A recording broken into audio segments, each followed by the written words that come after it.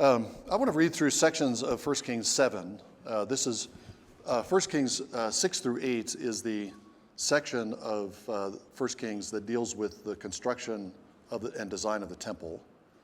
These are the central chapters in the Solomon narrative. The Solomon narrative goes basically from chapter 1, depending on how you start it. Solomon is in the picture in chapter 1. If you take chapters 3 through 11, that forms a unit. And chapters 6 through 8, the temple building is the central chapters. So Solomon's, if you look at my King's commentary, I'm pretty sure I have a chiastic outline of the Solomon narrative in Kings, and the temple is at the center. And the center of the temple description is the beginning of chapter 7. Okay, so I want to start there and look at that, and then look at a few other things. One of the things I'm wanting to highlight as we go through this is the fact that the temple represents the reality of Israel architecturally, and it's also an architectural representation of Israel's role in the world and Israel's place and mission among the nations, among the Gentiles. So that's what I want to fill out as we go through this. Architecture, let me just back up and say this. Architecture is quite important in the Bible. We have a number of very lengthy, very detailed sections of the Bible that are descriptions of of buildings and the furnishings of buildings. From Exodus 25 to the end of Exodus 40, most of that is description of the tabernacle. The golden calf incident happens in the middle of that, but that's 15 chapters. Roughly 11 of them or 12 of them are about the tabernacle. We've got this section of Kings that's about the temple. We've got sections of 1 Chronicles and 2 Chronicles that are descriptions of the temple that overlap with Kings. The last 8 chapters of Ezekiel are a description of the visionary temple that Ezekiel sees. This is Ezekiel prophesying at the time of the exile. He's prophesying about what will happen in the exile and the vision and he's envisioning a new temple that will be built after the exile. What he sees is not the actual temple that gets built, but he sees a visionary version of it. All of these are extremely detailed architectural descriptions of buildings and furniture.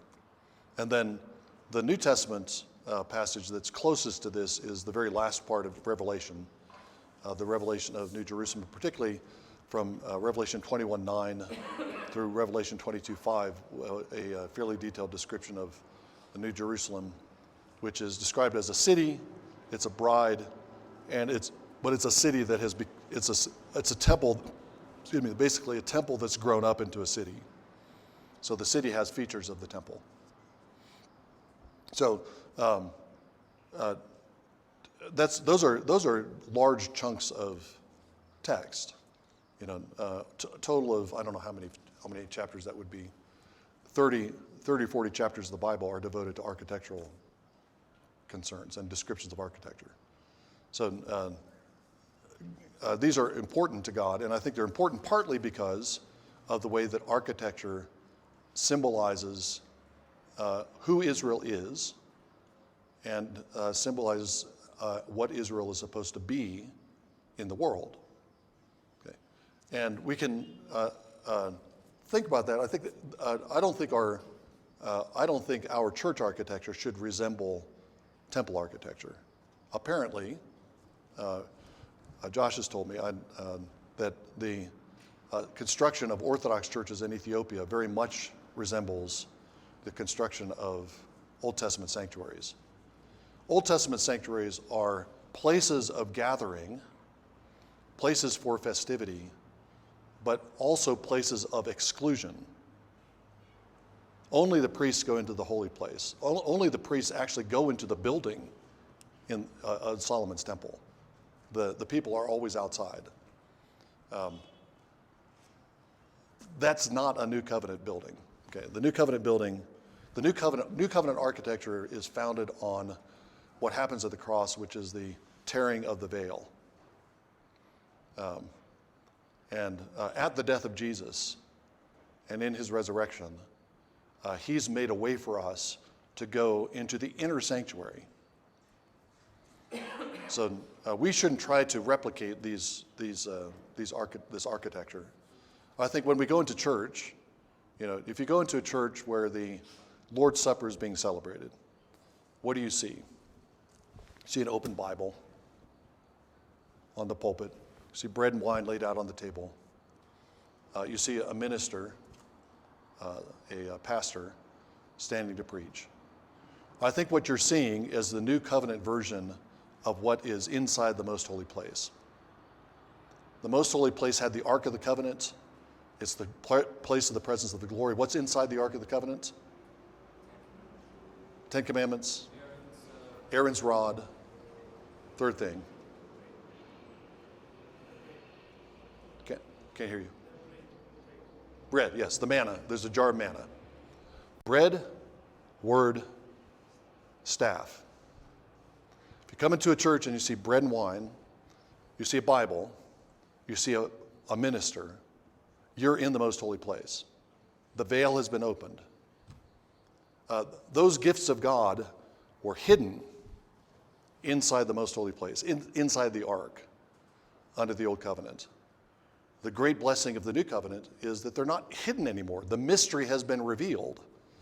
And all those gifts of God, the gift of a completed word, the gift of bread and wine, the gift of ministers who are equipped by the Spirit, shepherds who are equipped by the Spirit, those are freely given. That's the way, and our architecture should reflect that, rather than having an architecture of exclusion that keeps people away from the gifts of God. So I say all that. There's a radical difference between what the ancient sanctuaries of Israel, how they were designed, and how the churches are to be designed. At the same time, there's at least this continuity that should think about insofar as we're able to do it, practically, financially, and so on. The temples of the Old Testament represented the calling of Israel and the reality of Israel. And I think it's good for church buildings to represent architecturally, in symbolic architecture, the truth about the church. One way churches have done that is by putting garden imagery in the sanctuary or the place of worship. A reminder that when we come into the presence of God, we are entering into the Garden of Eden. We're coming back where Adam was excluded. The last Adam takes us back in. And we get a taste of that. There's a final garden city that's going to come at the end. But we're already getting a taste of it now. And our church architecture should reflect that. Okay. So, against that background, let's look at a few sections of 1 Kings 7. I'm going to have you read again. Sammy, could you begin with the first 8 verses of 1 Kings 7? Okay, great. Thank you. Okay, so as I said, this chapter 7, the beginning of chapter 7, is the center of the temple description in Kings. But it's not a describing part of the temple. It's describing Solomon's official buildings, his palace, a hall of pillars, and a hall of the throne, a hall of judgment. Okay. So, first question, what do you make of the fact that in the midst of a description of Solomon building God's house, there's a description of Solomon building his own house? Right, he wanted to build the Lord's house, true. What's the Lord's answer to that when David says, I want to build a house? You can't build it because your hand is bloody. Okay, that's the Chronicles, 1 Chronicles 17. That's the reason that's given. But in 2 Samuel 7, which is the the parallel passage, and in 1 Chronicles 17. Part of the response is, you're not going to build me a house. I'll build you a house. Right. Now, what does the Lord mean when he says, I'll build you a house? Correct. The Lord is going to build David a people house, a dynasty of kings. And then the Lord goes on to say, your son will build me a house. But the Lord builds his house first. That's primary. And then the son will build the house to God. Okay. So, I guess you'd see somewhat of a difference from David, but Solomon is building the Lord's house. Think about the covenant with David and what I talked about yesterday as the central novelty or innovation of the Davidic covenant. And that has to do with the identity of the Son. Remember talking about this in Exodus, the Son is Israel.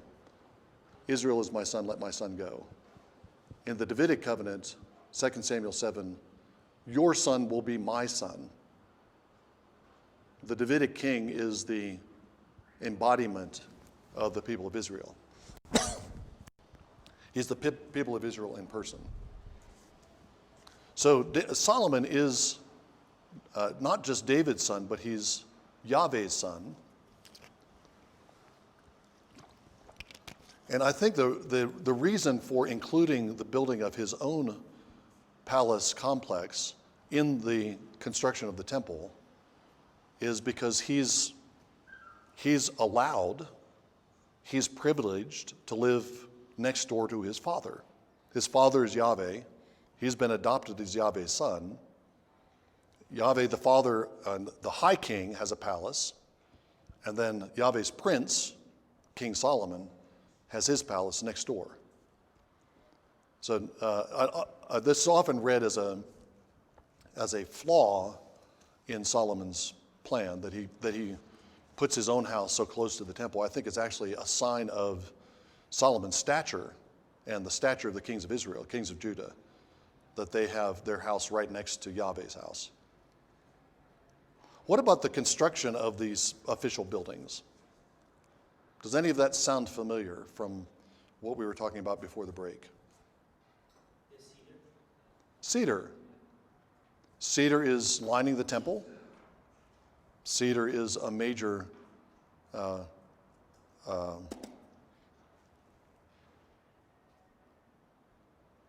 component. What's the word I'm looking for? Help me.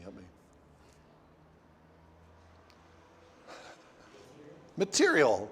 Yeah, it's a simple word. I couldn't think of it. Cedar is the main material, one of the main materials for the building of Solomon's house. So what we have here is Solomon building the house of the forest. The house of the forest is 100 cubits long, 50 cubits wide. Its height is 30 cubits. Solomon built a house for the Lord 60 cubits, width 20 cubits, height 30 cubits. The house of the forest is bigger than the temple. It's paneled with cedar. It has artistic window frames, which the temple also has. And then he has another hall of pillars with a porch, and then a hall of the throne, which is the hall of judgment. I think what we have here is three buildings that parallel the three sections of the temple. The temple has a porch. The temple has a house of the forest, the holy place. The temple has a throne room, the most holy place. And Solomon's house is not only next to Yahweh's house, but Solomon's house resembles Yahweh's house. Like father, like son. The father's palace sets the model for the son's palace. Okay.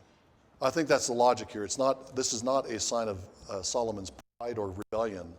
I think it's, again, a sign of the stature of the Davidic king in Israel. Okay.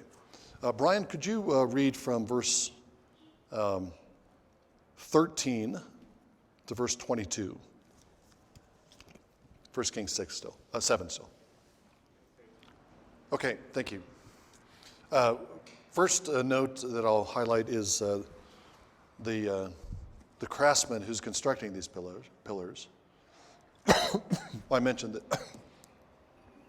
that Solomon is, or Hiram of Tyre, a Gentile king, is assisting Solomon, providing material for the temple. And now Tyre is sending, this is not Hiram the king that's being sent, but this is another Hiram who's a craftsman who's working on the temple. He is a Jew-Gentile, right? He's a widow's son from the tribe of Naphtali. His father was a man of Tyre. So he has Israelite and Gentile ancestry, and he symbolizes the combined efforts of Jews and Gentiles in building the house. It's not house is maintained by Israel, but it's constructed by Solomon in alliance with Gentiles. The second temple will be built with Gentile assistance too. Cyrus and the other Persian kings are going to help even more than Hiram does. Okay, so that's one thing to note, that this is constructed by both Jews and Gentiles. These two pillars are new items. You don't have anything like this in the tabernacle.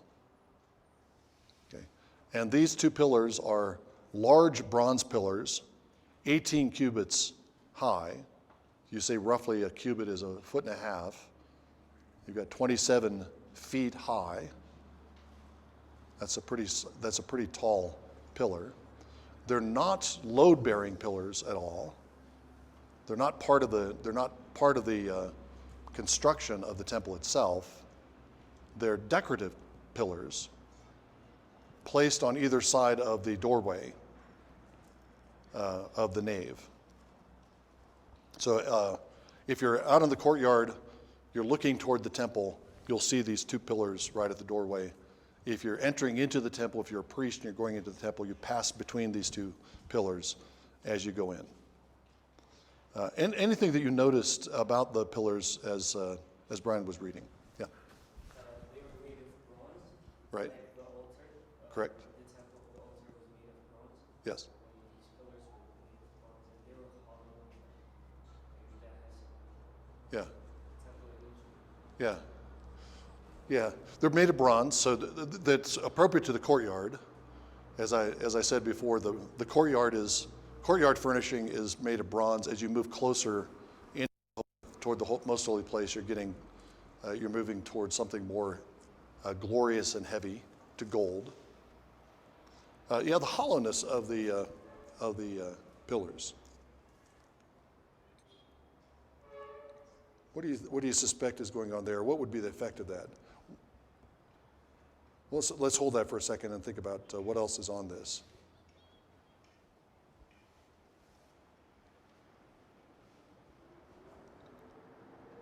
What else did you notice about the pillars?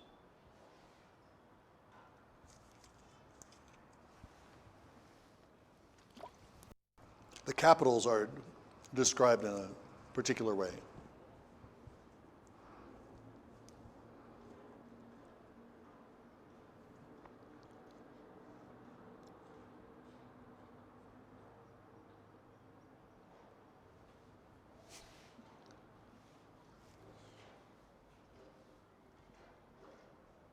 Twice the capitals are compared to lilies. They're of lily design. Verse 19. A capital of a pillar, that's the top of a pillar.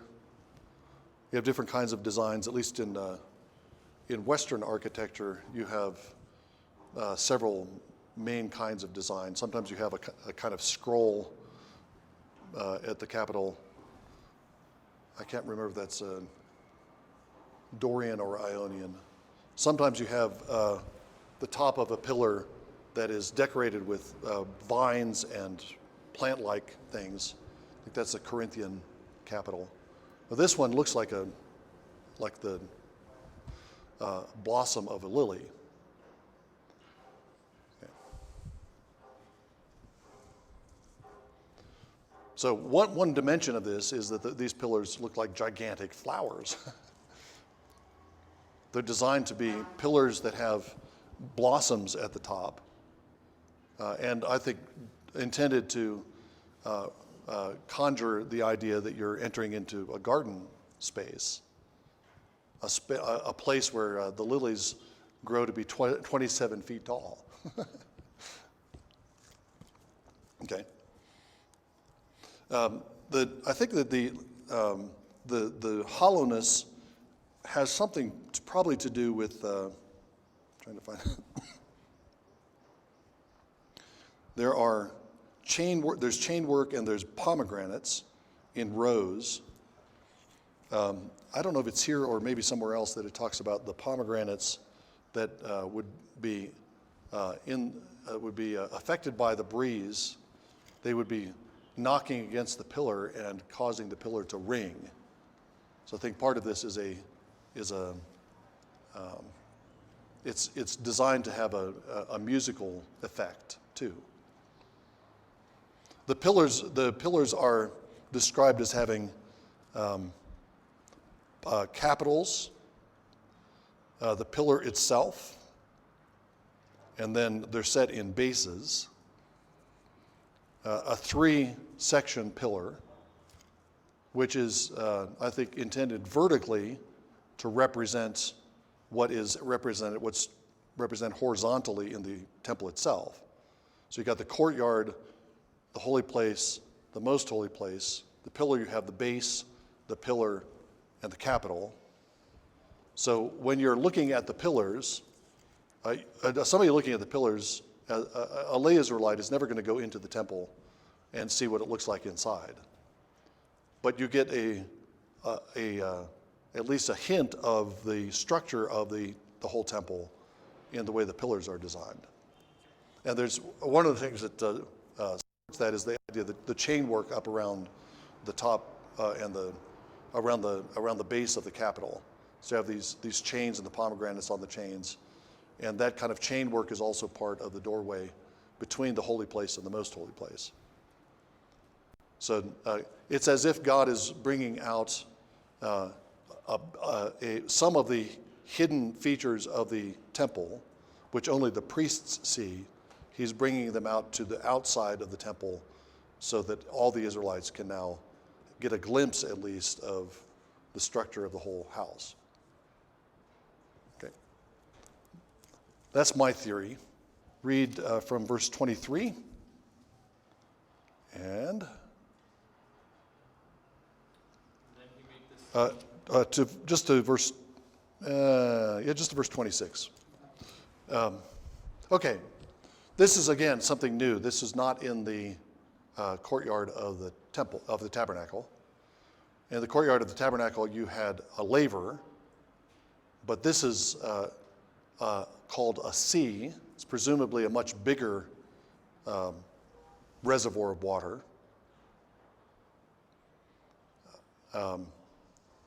It's 10 cubits from brim to brim, 15 feet wide.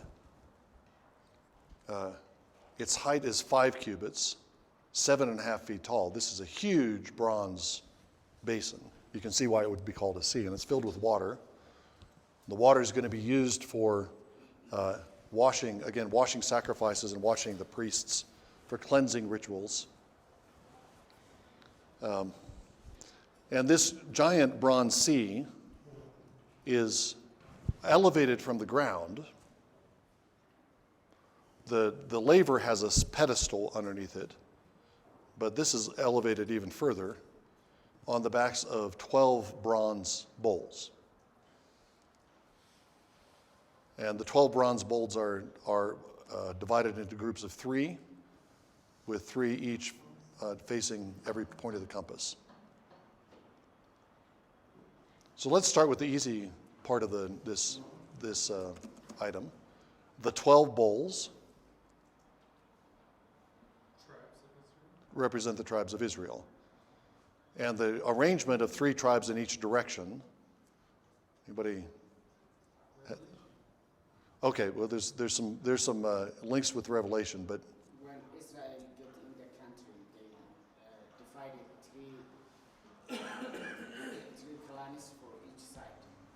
When they're in the wilderness?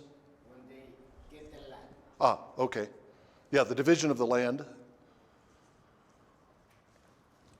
camping, Yeah, when they're in the wilderness, how they are to camp, 3 tribes north around the tabernacle area. correct, right. So in the wilderness, the tabernacle is in the center. You have the priests at the eastern gate of the temple, and then 3 clans of Levites on the other sides of the temple. And then further out, you have 3 tribes at each side of the tabernacle. I said temple, the tabernacle. Okay. So the arrangement here resembles that arrangement of the tribes around the tabernacle. As the cherubim are guardian angels. The priests are guardian human beings. They have a cherubic role. And Israel as a whole has kind of a cherubic role of guarding the glory and the holiness of God and the holiness of his house.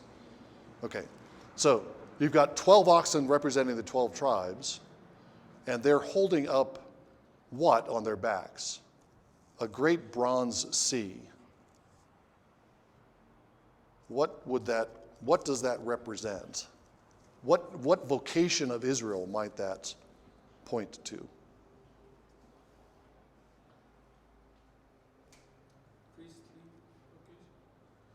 Okay, but and why would they be holding up water to represent that? Because in the sanctuary, the priests would have to clean themselves up. Okay. Are you raising your hand, Mike? Okay. Well, let me ask this. Is there any other place in the Bible where there's water that's above the ground? Right. Okay, water comes down from above, right?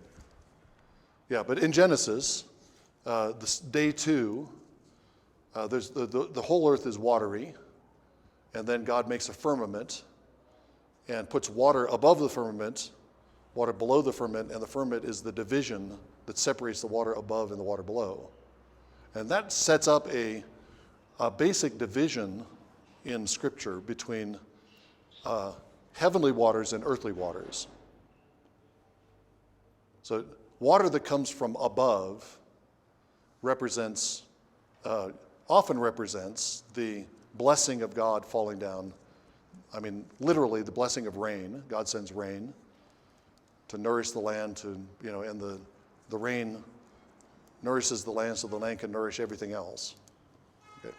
You've got these heavenly waters, but then you also have ground waters. You have waters of the earth, and you have a variety of different kinds of earth waters. You have the sea, you have rivers, you have springs, water that begins below ground and then springs up. Okay, and all of those have slightly different connotations and kinds of symbolism in the Bible. But this is water that is in a great bronze sea that's lifted up above the ground. So this is representing that upper water.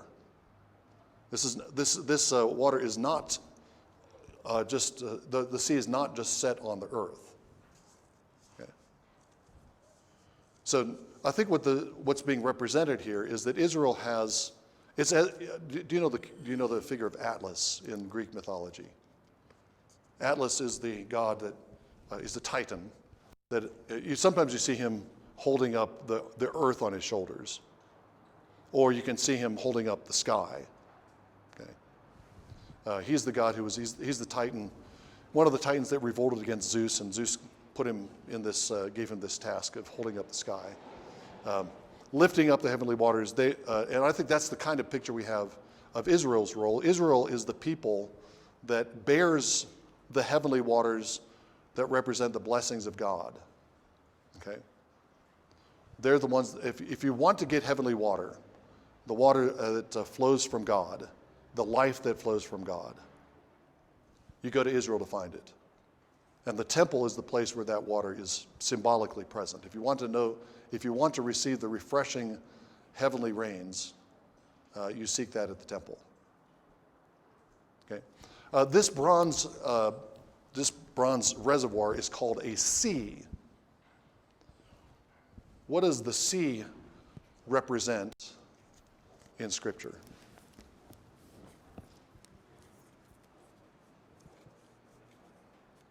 Place of death. Okay, place of death, true.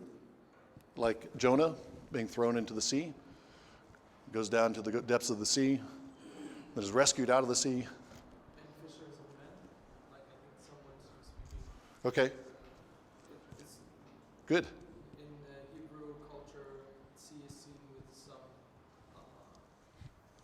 evil resides there. It's dangerous, right? Yeah. So if you're a fisher of men, you're pulling people up from the watery grave. Yeah. Yeah. So it's also kind of barrier. Yes. When the Israelites were coming out of Egypt, there was sea before them. God was just splitting the sea. Right. Yeah, good. It's a barrier. Yeah. No barrier, it's what divides. Right. Correct. Yeah. And rivers play that same role. I mean, rivers are boundaries. I mean, even today in the United States, a lot of the states' boundaries are determined by waterways. Right down the center of the United States, the Mississippi flows, and all the states have, on the east and west side of the Mississippi River, have their state boundaries determined by the Mississippi. Yeah. I'm also remembering Revelation 4, there's a sea of glass. Okay, good. That's the heavenly sea, right? That's the upper waters. Yeah. And the beast, what is Ooh, the beast comes from the sea. Yes. Sea is a place of death, but the sea is also a place that monsters come up from. Sea monsters. Right? Except that this sea monster in Revelation doesn't look like a fish. He's part lion, part bear, part leopard. Okay. I think that's pointing in the direction of one of the major symbolic dimensions of the sea in the Bible, and that is that the sea is it represents a place of death. It represents the world of the Gentiles. The land is the place that Israel's in. The sea are the Gentiles who are constantly raging, constantly in turmoil. We sang it, right? We sang it at the beginning of the morning.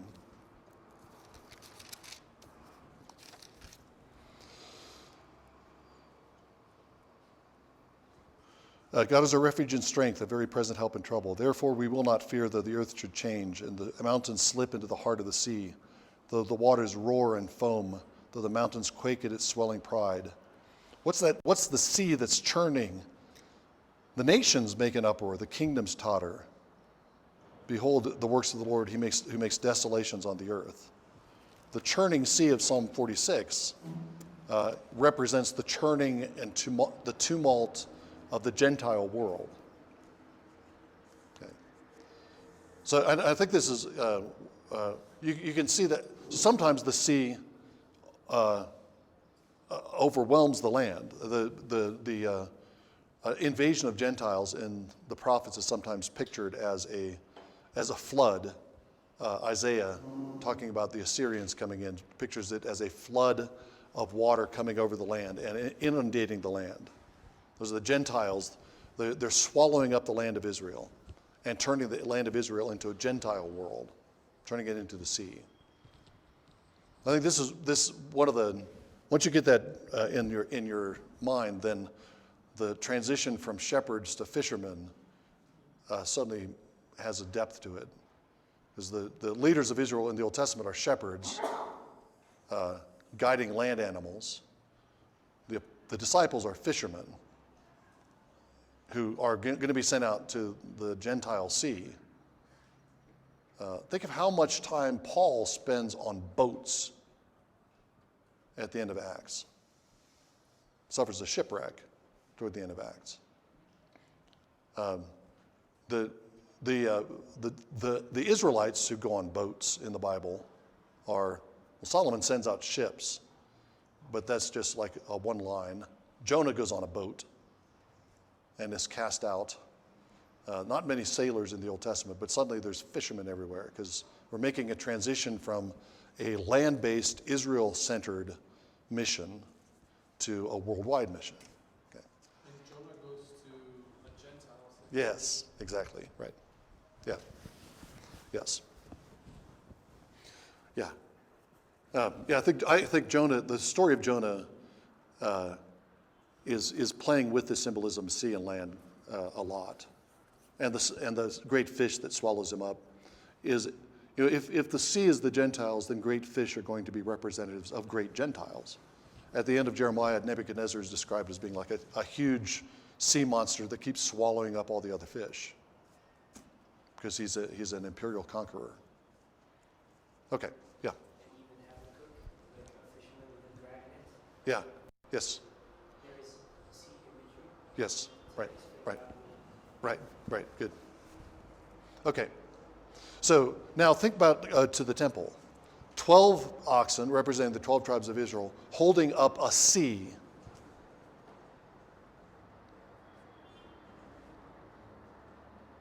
That's partly symbolizing Israel as the source of heavenly water, but it also shows Israel as having the responsibility for bearing the nations. The Sea of Nations is on the shoulders of Israel. It might not look like it, okay? It looks like Israel is just kind of this minor power in the Middle East. They're not one of the great empires of the ancient world. And if you just look in terms of secular politics, they don't seem to play that big a role. But the temple is giving Israel a different message. The temple is telling them, the Gentile sea is being lifted up on your shoulders. That's your responsibility. And you can put those two images together and say, it's your responsibility, Israel, to take the heavenly waters to the nations, to the Gentiles. If you look ahead to 2 Kings. All right, Ahaz in 2 Kings 16.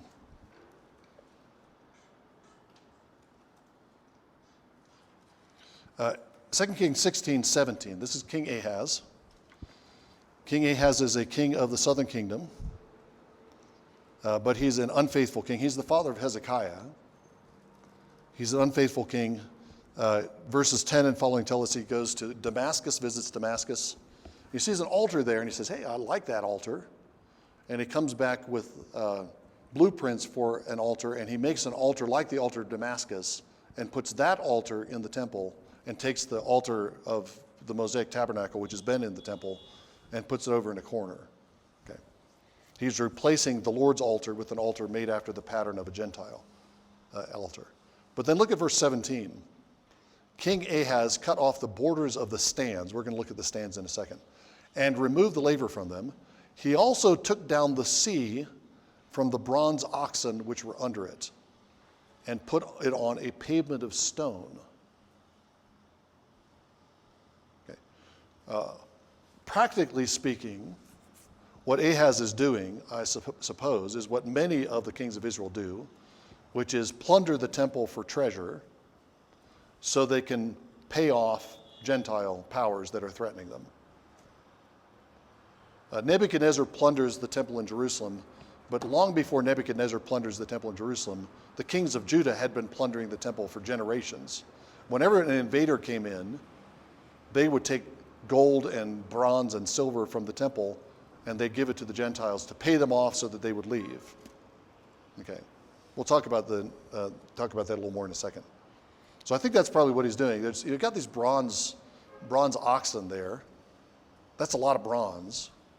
Who needs them, right? We can still have the laver. We need the laver because we need the water. But you don't need to have this complex system where they're lifted up on the backs of oxen. We'll take the oxen out. Kind of wonder how he did this. This is quite an operation. This is a massive, the sea is a massive thing, and somehow he's taking the oxen out from under it and putting it down on the ground. Okay. But what is that saying about Ahaz's understanding of Israel's vocation?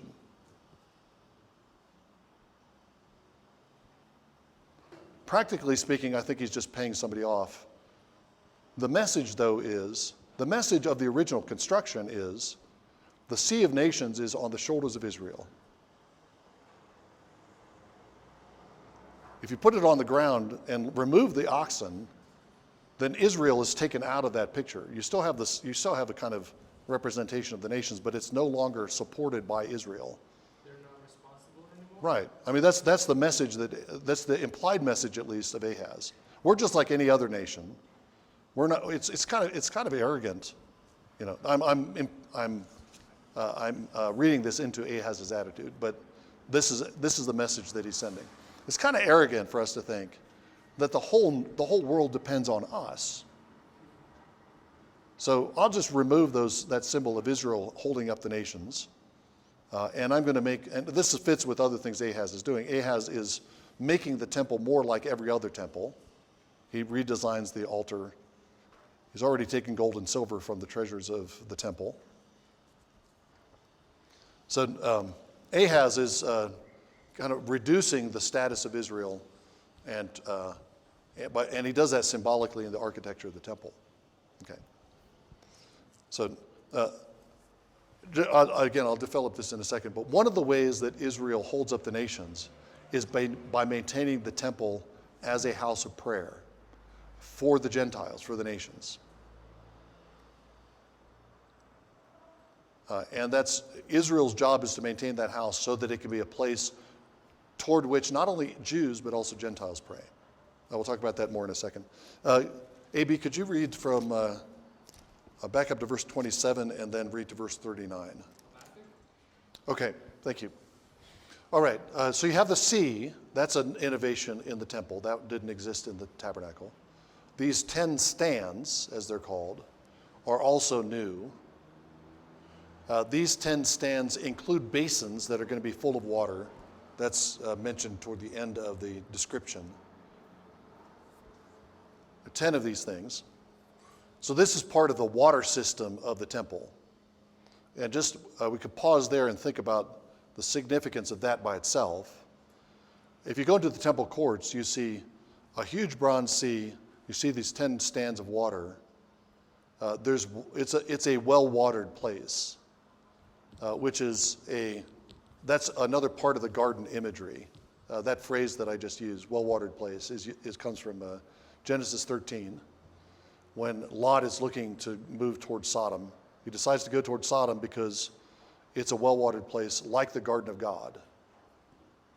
Eden had a river flowing through.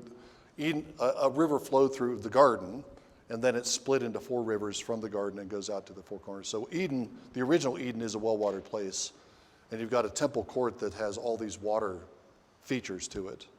Okay, so that by just the abundance of the water is another hint of its link with Eden. Another hint that when you enter into the temple courts, you're entering into God's presence in a glorified architectural garden. So these are not just basins of water, but these are basins that are placed on pretty complex structures that have several components. The basins would be up at the top of it, and then you have panels, 4 panels, that are carved, bronze panels that are carved with lions, oxen, and cherubim. So these panels represent the angelic figures of the cherubim that are kind of surrounding these basins. And then below the panels, you have wheels. So it's not clear whether these basins could be moved around by the wheels.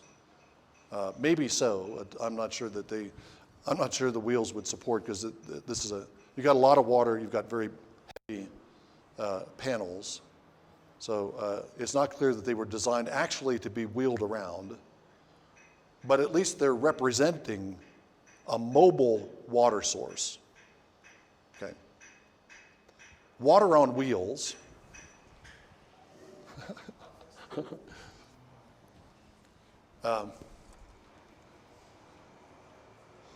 A sea is not water on wheels. You know, water on wheels would be a way of representing a river. a moving water source. And so you have these 10 of these. It says that 5 are placed on the one side, 5 are placed on the other. Set the stands, this is verse 39, 5 on the right side of the house, 5 on the left side of the house, and the sea eastward toward the south. Okay. So it's, I think these 10 stands are set up as a kind of gauntlet, face kind of on either side of an entryway into the temple. So you have 1, 2, 3, 4, 5 on one side of this is the doorway, 5 over here, 5 over here. You have these water basins that have wheels on them representing flowing water. The sea is not flowing water. The sea is a reservoir. But the sea with the water stands represents a water source, the sea, and water and a spring or river flowing from the source. Okay. So, what's the message about Israel if that's the way that this is set up?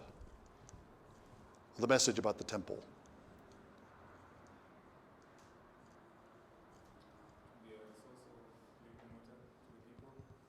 Yes. Okay. Yes. The temple, which represents Israel, is a source of living water for the nations. It's another Eden with rivers flowing out. It doesn't actually have a river flowing out, but it has these 2 symbolic rivers flowing out. If you're familiar with Ezekiel's vision of the temple, at the end of his temple vision in Ezekiel 47, he sees water bubbling up from the inner sanctuary, the most holy place, flowing out under the doorway, flowing out through the court, flowing out to the land, refreshing the land, plants start growing, trees of life start growing, flows all the way out to the Dead Sea and refreshes it and makes the fish come back to life. Okay. What Ezekiel is envisioning is the life of God flowing from the house of God, refreshing the land, which is Israel, and also renewing and enlivening the sea, which is the Gentiles. But that vision is already architecturally represented in Solomon's temple. The temple is not just a reservoir of water. It's supposed to be a source from which water flows. Okay. So that's one side of it. So that, again, is saying something about Israel's role in the world. Israel is the people that bears the nations on their shoulders, bears responsibility for the nations. They are priests to the nations that have the heavenly waters, the blessings of God. They're mediators of the blessings of God to the nations. Israel is also supposed to be a spring of living water that flows out to the Gentiles and brings them to life. Now think about it the other way. You have the doorway. You have 5 stands of water on either side of a pathway. You're an Israelite, and you're walking toward the altar where you're going to offer your sacrifice. And as you do, you're passing between these water stands.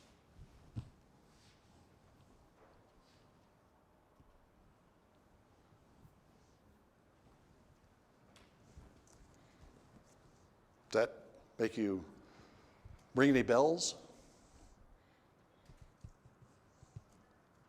Israel ever pass through the midst of water?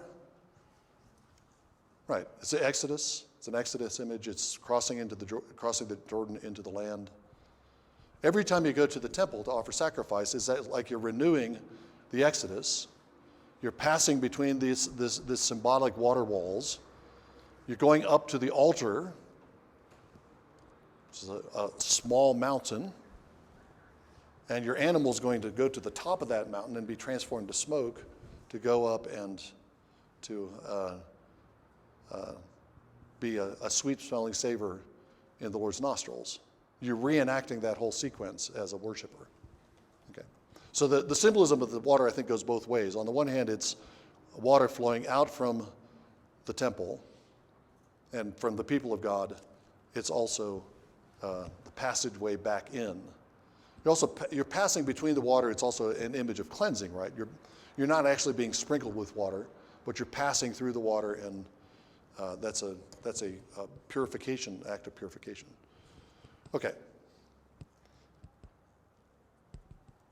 So those are some of the features. There are other features of the temple that are described here, but those are some of the features, and I hope that helps you at least start thinking of ways that the architecture could embody the mission and the calling of Israel. There are a couple of things I want to say about the temple that are innovative things in the temple that are above and beyond the tabernacle. Glance, we won't read it, but glance at 1 Kings 8. And just kind of skim through. You have the assembly. This is after the temple has been built. You have the assembly of the elders of Israel and all the people, and they're there to dedicate the house, to consecrate the house. And they're offering offerings and sacrifices. But 1 Kings 8 is mostly made up of what? Toward the end, we find out Solomon is offering 22,000 oxen, 120,000 sheep. For sacrifices. That's how the tabernacle was dedicated, through sacrifices. But what does 1 Kings 8 mostly consist of? Prayer. It's a prayer. You probably have read this before and thought about it. What is the prayer about? Good. Exactly. Right. So, and he goes through a series of crises that Israel might face: famine, pestilence, defeat in war, exile. And each time, the petition is, when we turn toward this house, hear in heaven and answer. Okay. So the temple is kind of this is an old-fashioned thing, but at one time, when telephones first existed, there were offices where people had to connect. I don't know, maybe you've seen it on old movies. Somebody in the back room, he connects this person calling this person, and you've got the telephone exchange that connects this to this. The temple is kind of that exchange point where Israel can pray toward the house, and God will hear in heaven. Solomon's prayer is about Israel's future prayer. It's all about God. Please, God, hear when we call on you, praying toward this house. And it's the prayer is organized so that it starts, and particularly in the parallel passage in Chronicles, you see this. When we come into your presence and call on you, hear us. If we're in the land and we call on you, hear us. If there are strangers or Gentiles who call on you and pray toward this house, hear them. If we're in exile, no matter how far away we get, hear. Okay. And the Lord promises, this is in 1 Kings 9, I have heard your prayer, 1 Kings 9:3, and your supplications which you have made before me. I have consecrated this house which you have built by putting my name there forever, and my eyes and my heart will be there perpetually. His eyes will be on the house. His ears will be attuned to the house. He will hear and respond. No matter what Israel faces, the temple is where they turn, and they turn in prayer so that God would heal them. So the temple, Solomon's temple, is a house of prayer and includes the nations, a house of prayer for all nations. Israel is the caretaker of the house of prayer.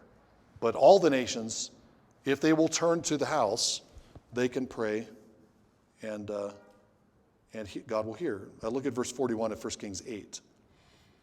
Concerning the foreigner who is not of thy people Israel, when he comes from a far country for thy name's sake, verse 43, hear thou in heaven thy dwelling place, and do according to all that the foreigner calls to thee.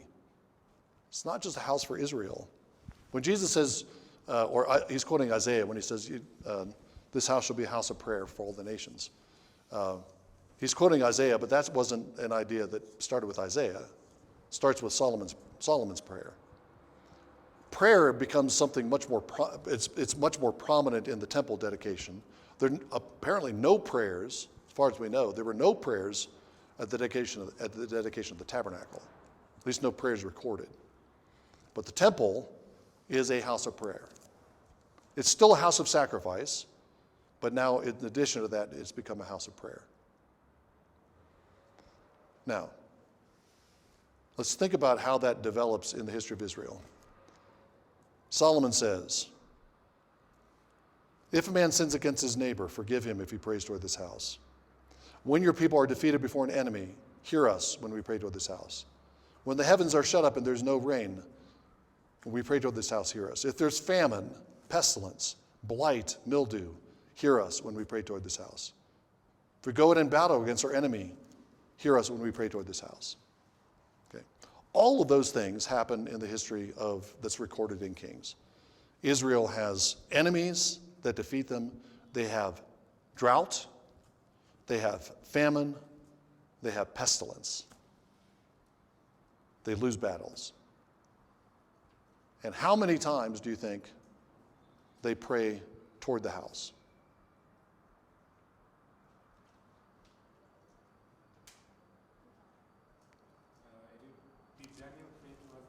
Okay, that's right. That's once they're in exile. Good. Daniel is praying toward Jerusalem from exile, which is the same principle here. He's praying toward the house. Interesting to realize he's praying toward a temple that's in ruins, but he still thinks the Lord will hear, and the Lord does hear. Good. But how about in Kings?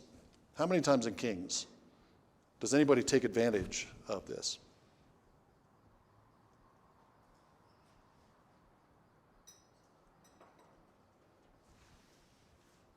Once. One time. Anybody remember who it is? One king. Hezekiah, right. When? Correct. It's the siege of Sennacherib. And Hezekiah goes into the temple, lays a letter before the Lord, and asks the Lord to deliver them. And it works. God scatters the Assyrians, sends them back home, kills 185,000 of them in one night. That's the only time in Kings that anybody prays toward the house or in the house. Kings go into the temple all the time, but mostly they go into the temple, like I said before, to plunder it. When an enemy comes, according to Solomon's prayer, when an enemy invades, what they should do is direct their prayers toward the house. What they generally do instead is to go into the house, strip off some gold, pay off the invader, so he'll leave, which just, encourages them to come back for more later. Doesn't work for very long. And it also, they never use the temple. Only Hezekiah is the only one that ever used the temple for the reason, for the purpose for which it was built, as a house of prayer. He's the only one. Even though the temple, God promises that he will hear every prayer that's prayed toward that temple. Of course, it requires repentance. It requires trust in God. It's not automatic any more than the sacrifice is automatic. If my people will humble themselves and pray. That's from 2 Chronicles 7, the version in Chronicles of this prayer. 2 Chronicles 7:14 that I imagine you all know.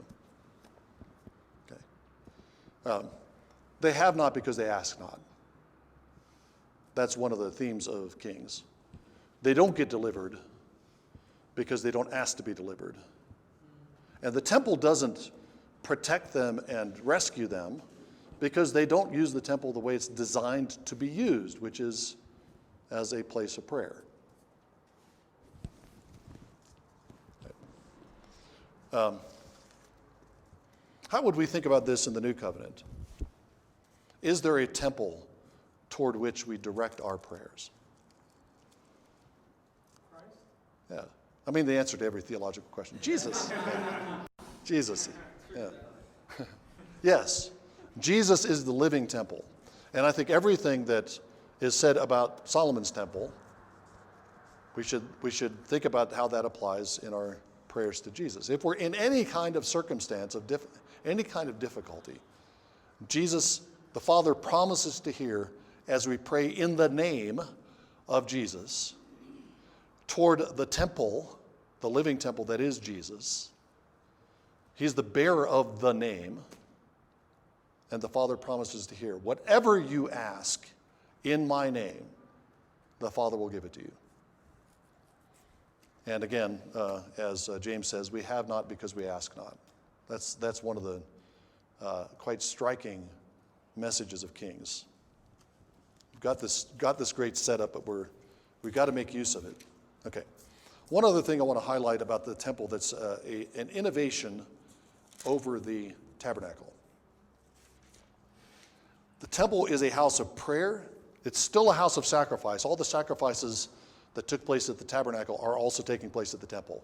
All the stuff in Leviticus that talks about sacrifices still applies to the temple. But now you have this added layer of prayer. And then Chronicles introduces another layer, which has to do with song. From what we can tell in Exodus and Leviticus, the worship of Israel at the tabernacle was conducted in silence.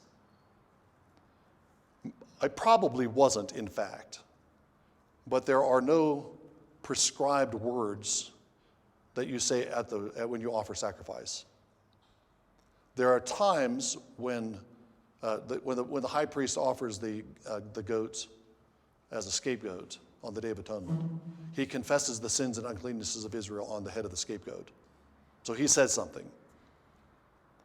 But if you read through the sacrificial rituals in the early chapters of Leviticus, it doesn't say anything about speech. There's only one musical instrument that's used at the tabernacle, and that's the silver trumpets.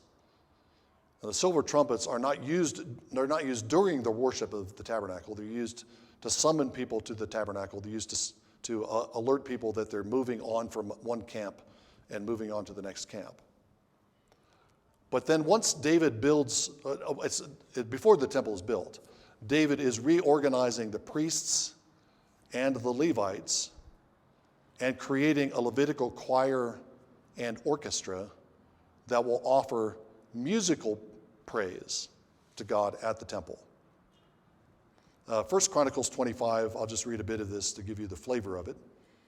David, the commanders of the army, set apart for the service some of the sons of Asaph and of Heman and of Jeduthun who were to prophesy with lyres, harps, and cymbals. And the number of those who performed their service was of the sons of Asaph, and then it has a list of them, so on.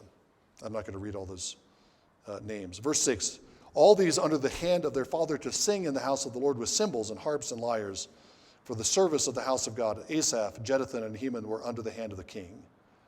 And the number of those who were trained in singing to the Lord with their brothers, all who were skillful, was 288. And then it goes on to list the groups, the different groups of Levites under different clans, 24 different clans, each one of them having 12 members. And that makes up the 288-member choir and orchestra. They're to prophesy. That's, in this context, prophesy means to sing. And they prophesy with lyres, harps, and cymbals, so they're musical instruments. David invents musical instruments that are used at the temple. David writes the Psalms, many of the Psalms that are used at the temple after his lifetime. And as we look through Chronicles, it doesn't come out in Kings so much, but as we look through Chronicles, we find that when Israel worships through animal sacrifice, they're simultaneously, the Levites at least, are simultaneously offering musical praise to God. So along with the animal sacrifice, there's a sacrifice of breath, a sacrifice of praise that accompanies that. And within Chronicles, you also have a transfer of sacrificial language from animal sacrifice to music. The musical offerings in the temple are described as a kind of sacrifice. So that's something new, and I think that gives us some things to think about as far as the the importance of music in our worship. We are the temple of the living God. Jesus Christ is the temple. He's the house of prayer. He's the chief singer. We're united to him. And so we are in him. We are the temple. We are a house of prayer, and we're a house of song. And our worship should be filled with sacrifices of praise. Yeah, I think the closest thing we can get to a visualization of heaven is the vision in Revelation 4 and 5. And you're exactly right. What John sees is the original version of the temple. With the throne of God, the sea, there's thrones for the cherubim, thrones for the ancient ones, the priests, the heavenly priests. Yeah, I think it's if I could be more specific, I would say that heaven would be the original, of which the most holy place is the copy. Heaven is the most holy place of the cosmos, where the Lord's throne is. Yeah, that's an interesting. I have to think about the Philistines. It's interesting because when the ark comes back to Israel, it comes back to Beth Shemesh, and some of the men of Beth Shemesh look at the ark or in the ark, as the Hebrew is ambiguous, and a bunch of them die. The Philistines are getting plagues, but they don't die just by handling the ark, but the Israelites do. So there's some kind of higher, well, here's another example. I think there's a higher standard of care for the ark for Israel. When the Philistines send back the ark, they send it on a cart. Okay. Later on, David tries to take the ark into Jerusalem on a cart, and it gets upset, and the guy reaches out and touches it and kills it, Uzzah. And part of the problem is that it's not supposed to be transported on a cart. The priests are supposed to carry it on their shoulders, but the Philistines get away with it. So I think there's a higher standard for Israelites in handling the ark than there is for the Gentiles. But there's the development of the ark in Israel's later history. I'm not going to remember the chapter, but in Jeremiah somewhere, he says something along the lines of, "You will no longer say the ark of the Lord." I should look it up because I want to get this right. There seems to be an expanded idea of the ark, or the ark as an object loses its centrality. And the passage I'm thinking of in Jeremiah. Is it Jeremiah 7? That was my first thought, but that didn't seem right. But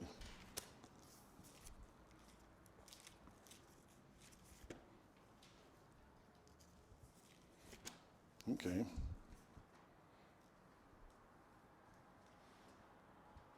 Jeremiah 3. Okay, there it is. It's Jeremiah 3.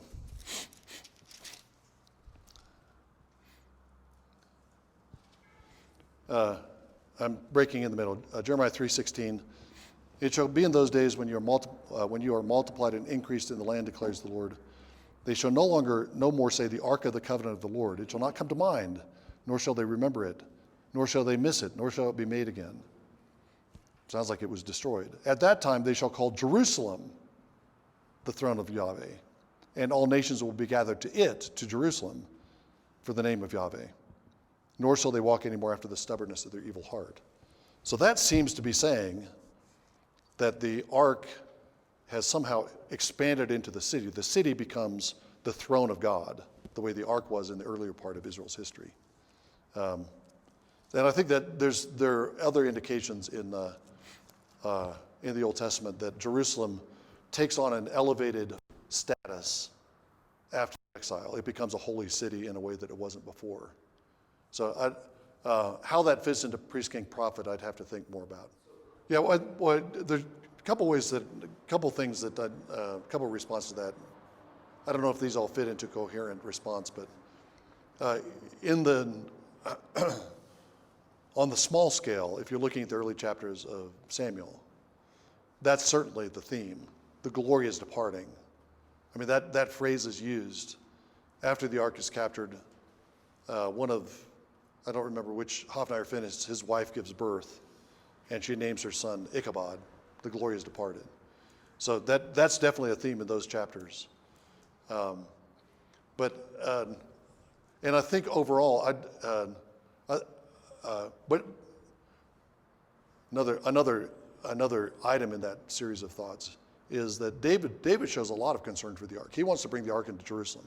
He wants the Lord's throne to be in Jerusalem, because that's the city that the Lord has chosen. And then the ark has a pretty major role in the early part of David's reign. It's brought into the temple. That's the climax of the temple construction, is when the ark is brought in. So it regains its prominence. But I think the glory is departing in one sense from the temple. I think the other part of it is this Jeremiah 3 idea that the object loses its significance partly because the significance and power and holiness of the ark itself is expanding and encompassing now. Jerusalem is the throne of God. And then you could say in the New Covenant, we constitute the throne of God. We lift up the Lord on our praises. The Lord is enthroned in the midst of us. So the people of God constitute the throne of God. So it's not so much that it diminishes as that it diminishes as a single object, because its power is expanding more widely.